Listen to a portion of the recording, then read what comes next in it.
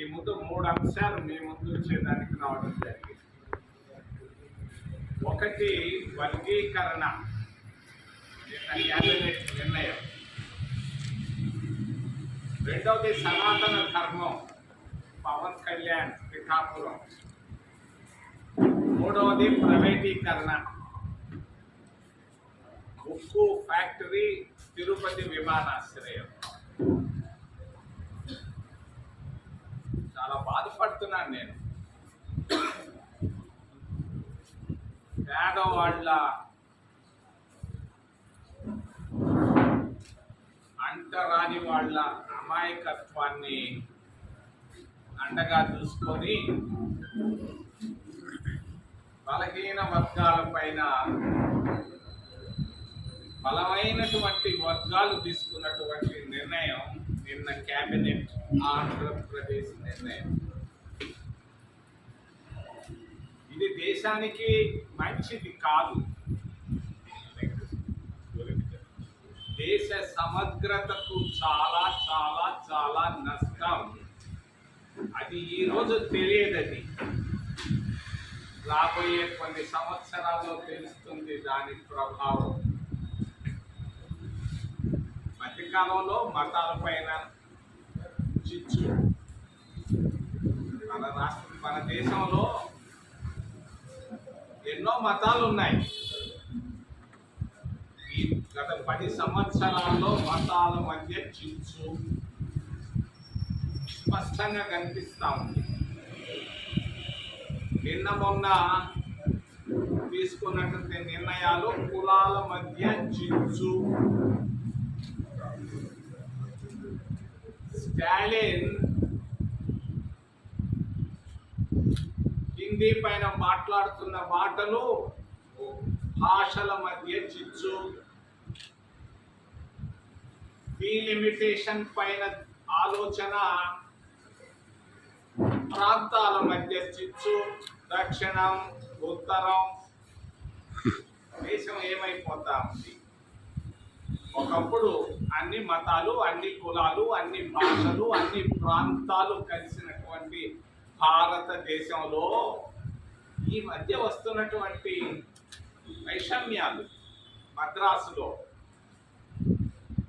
దక్షిణ భారతదేశంలో ఉన్నట్టు వాళ్ళ నాయకులంతా కలుస్తున్నారు. డీలిమిటేషన్ పేరుకే కానీ ప్రాంతాల మధ్య విభజన కనిపిస్తా ఉంది స్పష్టంగా. మరి మతాలు ఎందుకు ఇప్పుడు వక్ఫ్ బోర్డు గురించి పార్లమెంటులో పెట్టడం, సామరస్యంగా వెళుతున్నారు కదా, వాళ్ళ ఆస్తుల పైన ఎందుకు అవసరం ఏముంది? ఇప్పుడు జరిగిపోనండి ప్రశాంతంగా. వక్ఫ్ బోర్డులో బిల్లు, టీటీడీ బోర్డులో అన్ని మతాలు ఎందుకు? క్రైస్తవులనే నెట్టడం అవసరమా? భారతదేశంలో విభిన్న మతాలు, విభిన్న కులాలు, విభిన్న భాషలు, విభిన్న ప్రాంతాలను అన్ని కలిపినటువంటి మహాత్మా గాంధీ కాంగ్రెస్ పార్టీ ఆ రోజు 75 సంవత్సరాల నాటి పరిస్థితికి ఈ రోజుకి చాలా భిన్నంగా కనిపిస్తూ ఉంది. నాకు నిన్న క్యాబినెట్ నిర్ణయం తీసుకున్న తర్వాత కళ్ళల్లో కన్నీళ్ళు వచ్చాయి. 94లో టీడీపీ గెలవడానికి కారణం కాంశీరామ్. 294 సీట్లలో 260 సీట్లు టీడీపీకి రావడానికి కారణం మిస్టర్ కాంశీరామ్, నా ఫ్రెండ్ వాడు. రెండవది 2024లో చంద్రబాబు నాయుడు ఉరకలేస్తున్నాడు. ఆయన గెలవడానికి కారణం నాకు మిత్రుడు చంద్రబాబు నాయుడు, బాగా తెలుసు. నాకు 50 సంవత్సరాల పరిచయం ఉంది. మరి 24లో ఆయన గెలవడానికి కారణం వేరే ఎవరు కాదు, కూటమి కాదు, అది కాదు, ఇది కాదు, జగన్మోహన్ రెడ్డి భూముల పైన తీసుకున్నటువంటి నిర్ణయం వల్ల భయపడి వేశారు కూటమికి. అంతేగాని 100% స్ట్రైక్ రేటు అది కానే కాదు. మరి కావాల్సింది వర్గీకరణ ఎక్కడ? ఇక్కడ ఆర్థికంగా వీళ్ళు ఎదగాలి. వీళ్ళు ఎదగాలి అని అంటే వాళ్ళు ఆర్థికంగా ముందు పైకి రావాలి. అప్పుడే సమాజంలో అసమానతలు పోతాయి. అసలు దాని గురించి ఆలోచించరు. మరి బ్యాంకుల్లో వర్గీకరణ కావాలి. క్రితంలో నేను 4 రోజుల నాడు వచ్చినప్పుడు చెప్పాను, మౌనంగా ఉన్నాడు మోడీ.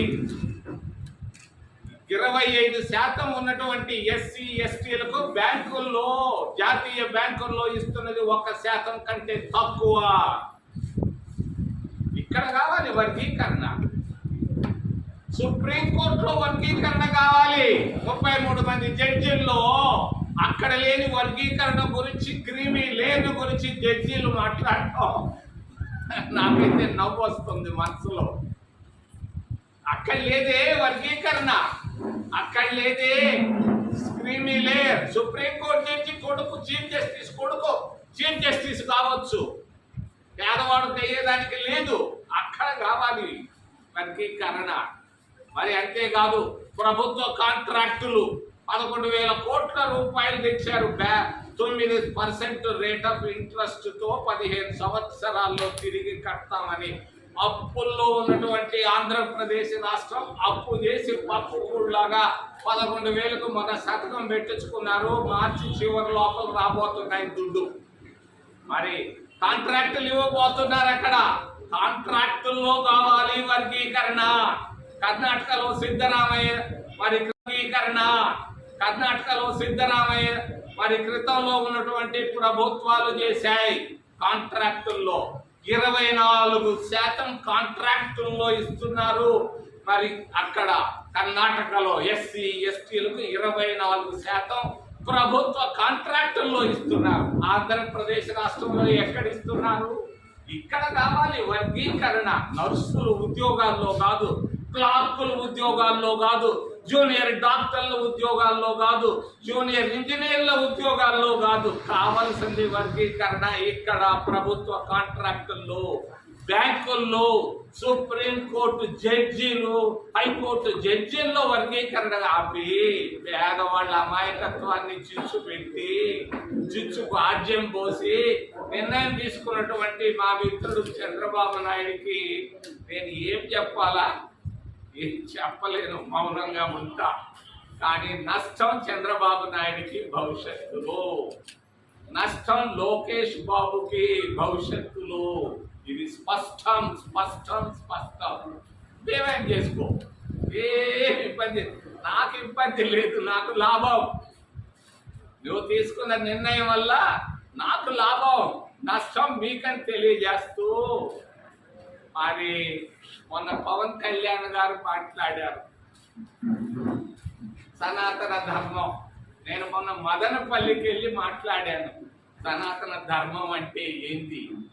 120 సంవత్సరాల క్రితం ముక్కు ముఖం తెలియని వ్యక్తులు మన దేశంలో విపరీతమైన కరువు, విపరీతమైన ఆకలి, విపరీతమైన జబ్బులు ఉన్నప్పుడు, టీబీ మరి క్షయ ఈ రోగాలు ఉన్నప్పుడు బయట దేశాల్లో నుంచి వచ్చి మరి ప్రపంచంలోనే ఎక్కడ లేని విధంగా టీబీ శానిటోరియం స్థాపించారు చంద్రబాబు నాయుడు గారి జిల్లా మదనపల్లిలో.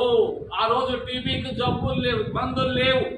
మందులు లేకపోయినా 100 మంది, ప్రతి ఊరిలో 10 మంది 20 మంది క్షయతో బాధపడుతుంటే బయట దేశాల నుంచి వచ్చారు, అమెరికా నుంచి వచ్చి అక్కడ పెట్టారు టీబీ శానిటోరియం. ఎందుకు మదనపల్లిలో పెట్టారు? ప్రపంచంలోనే గొప్ప ప్రాంతం అది. అక్కడ ఉన్నటువంటి వాతావరణం ఏ దేశంలోనూ లేదు. భారతదేశంలో ఎక్కడ లేనటువంటి వాతావరణం మదనపల్లిలో ఉంది. అందుకొరకే టీబీని నిర్మూలించే దాని కొరగా ఆ రోజు మరి క్రైస్తవులు వచ్చారు. ముక్కు ముఖం తెలియని క్రైస్తవులు టీబీ మరి క్షయతో బాధపడుతున్నటువంటి రోగుల మధ్య పనిచేశారు. వాళ్ళు ఏమి మతం వాళ్ళది? వాళ్ళు వచ్చి ఇక్కడ పనిచేయను. ఇది సనాతన ధర్మం. ఇది సనాతన ధర్మం అంటే ఊరికే పోయి అక్కడ పోయి నదుల్లో మునగడం కాదు, మరి అక్కడ పోయి శాలువాలు కప్పించుకోవడం కాదు, పిఠాపురంలో శాలువాలు కప్పించుకోవడం కాదు. దేశంలో అంటరానితనం ఉండేది. అంటరానితనం నిర్మూలన కొరకు మచిలీపట్నంలో ఉన్నటువంటి వాళ్ళు, బందర్లో ఉన్నటువంటి వాళ్ళు, మరి పోర్బందర్ నుంచి వెళ్ళినటువంటి గాంధీకి చెప్తే గాంధీ మచిలీపట్నంకి వచ్చి మరి అంటరానితనాన్ని తెలుసుకొని భారతదేశం అంతా తిరిగి అంటరానితనాన్ని నిర్మూలించడమే సనాతన ధర్మం. ఇదంతా పక్కన పెట్టి సనాతన ధర్మం అని చెప్పి నదుల్లో మునిగితే పోతాయా మీరు చేసిన అవినీతి మరి తప్పులన్నీ? ఇది కాదు సనాతన ధర్మం అంటే.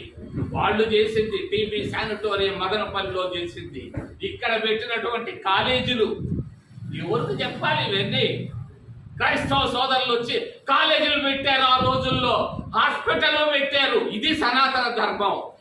దీన్ని పాటించకుండా వేదాల్లో ఏమి రాసింది చదివేరా మీరు ఎవరైనా? వేదాల్లో చెప్పింది, వేదాల్లో సారం ఇచ్చి అని అన్నాడు. పేదవాడికి అన్నం పెట్టడం, మరి రోగి కన్నీళ్లు తొడవడమే వేదాల్లో సారం. ఇవన్నీ మర్చిపోయి మరి దంకాలు కొట్టుకుంటా ఉన్నారు. పేరుడు ఆయన ఎవరో తిడుతున్నాడు. మరి ఇటువంటి మరి దేశ పరిస్థితులు చాలా చాలా చాలా భయంకరంగా ఉన్నాయి. బాగలేదు. స్టాలిన్ చేస్తున్నటువంటి ప్రయత్నాలు ఇవన్నీ మరి దీంట్లో భాగమే, ఎస్సీ వర్గీకరణలో భాగమే. చాలా మందికి తెలియదు, చంద్రబాబు నాయుడు కూడా తెలియదు. ఎస్సీలో ఉత్తర భారతదేశంలో 190 మంది మాదిగలు, దక్షిణ భారతదేశంలో మరి 190 మంది మాలలు. నువ్వు మాదిగలు చేస్తే ఆయన హిందీ అంటున్నాడు, డీలిమిటేషన్ అంటున్నాడు.